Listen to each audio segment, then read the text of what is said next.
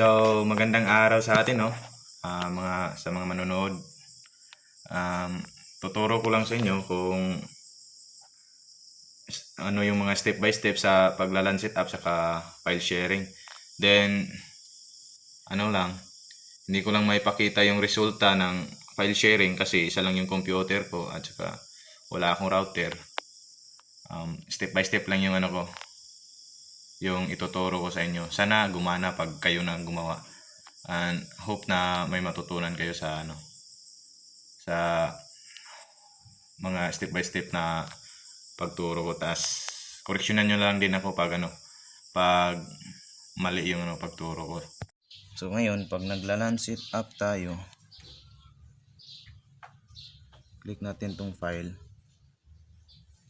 Tas first is punta tayo sa this PC. Right click lang natin yan. Tas properties. Then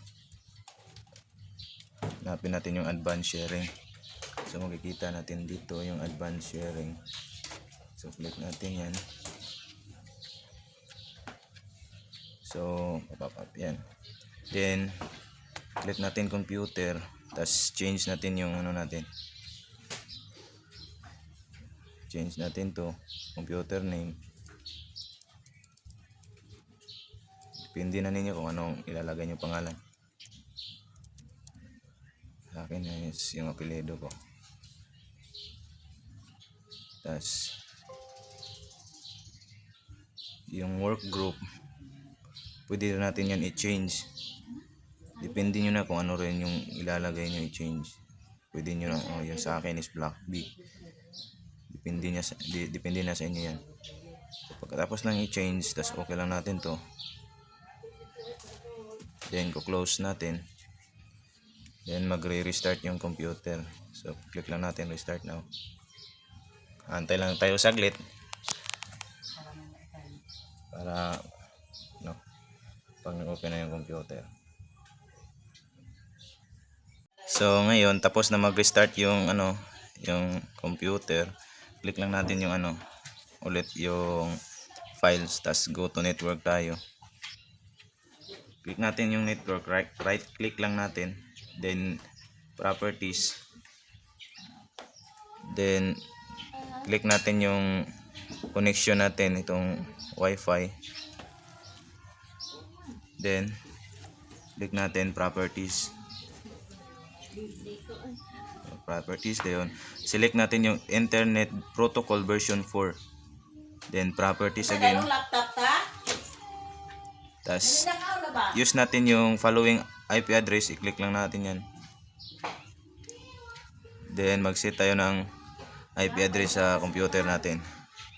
192.168.8.1. Depende na sa inyo kung anong klase, kung ano yung sa last na ilagay nyo. Kasi hanggang 250 to 55. Click na natin, enter, tas okay, tas meron na tayong submit mask. Then default gateway, hindi ko yan maano, pero kung ano yung IP address ng router natin, yun yung default gateway natin. So click lang natin okay. Set na tayo na sa setup.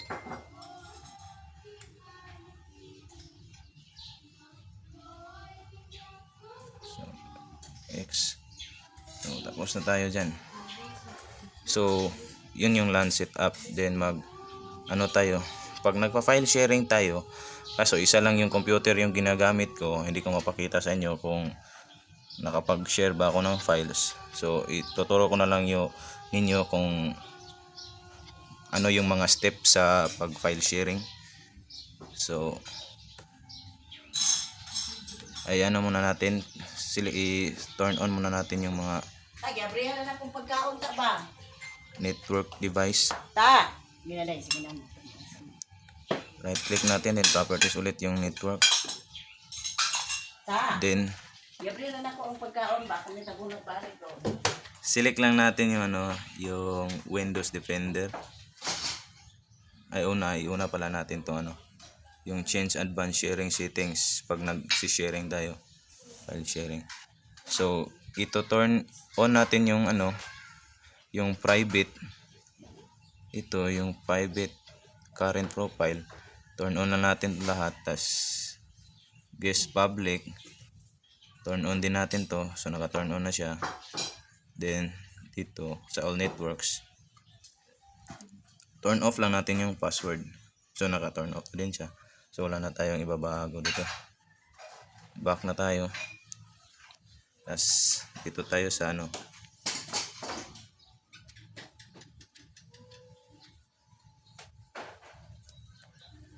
tas click din natin yung firewall defender. Natin yung firewall defender.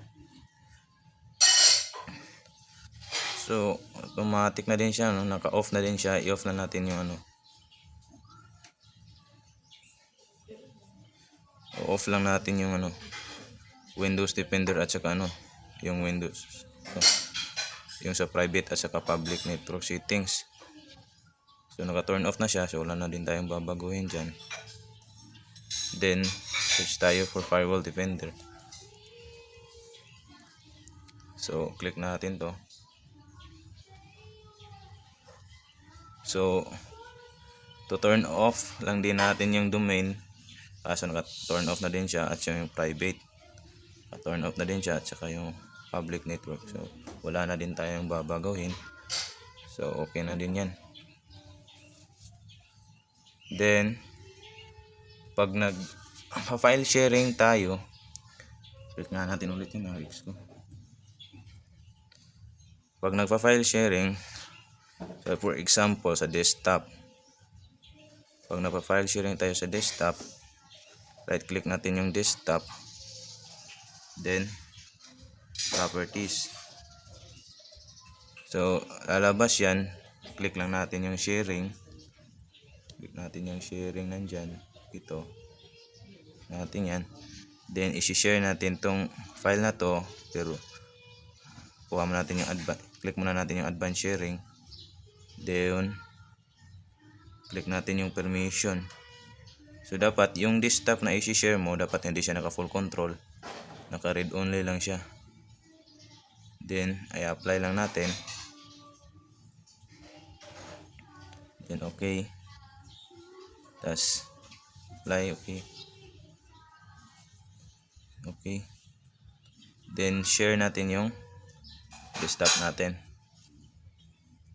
Then everyone, dapat naka read only lang siya, hindi siya naka read and write, para hindi ma-delete yung ibang files na ginawa mo.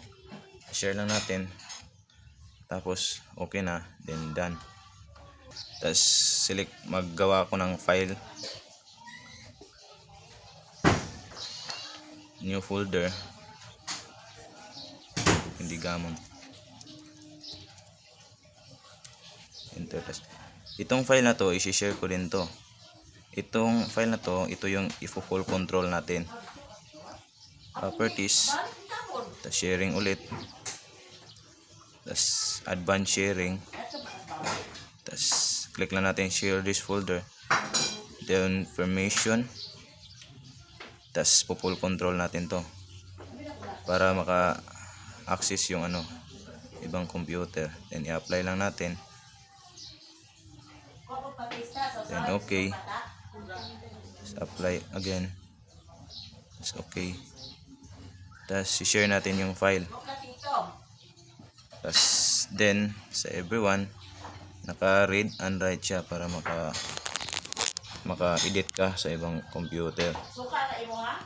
Tas i-share na natin. And once natapos na,